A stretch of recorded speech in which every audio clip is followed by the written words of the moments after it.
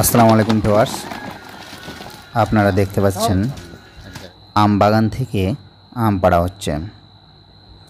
এটা হচ্ছে মালদা জেলা। পশ্চিমবঙ্গের মালদা জেলা হচ্ছে আমের জন্য বিখ্যাত। গোটা ভারতবর্ষ মালদা জেলাকে জানে আমের জন্য বিখ্যাত।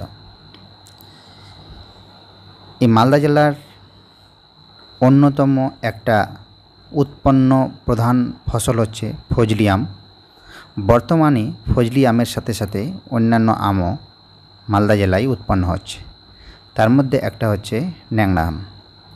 আপনারা দেখতে পাচ্ছেন এখানে বাগান থেকে আম পাড়া হচ্ছে এবং এই আমগুলো হচ্ছে পিওর খাঁটি ন্যাংরা আম।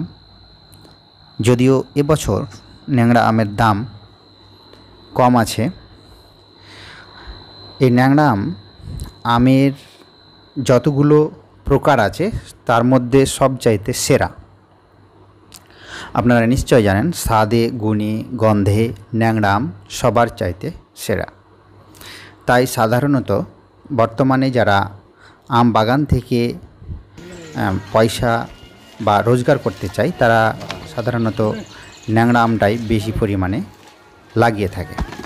এখানে দেখতে পাচ্ছেন আমাদের বাগান থেকে এই ন্যাংরা আমগুলো পাড়া হচ্ছে এবং এটা হচ্ছে আমার বাড়ির সামনে একটা গাছ আছে, সেই গাছটা থেকে ন্যাংরা আমগুলো পাড়া হচ্ছে।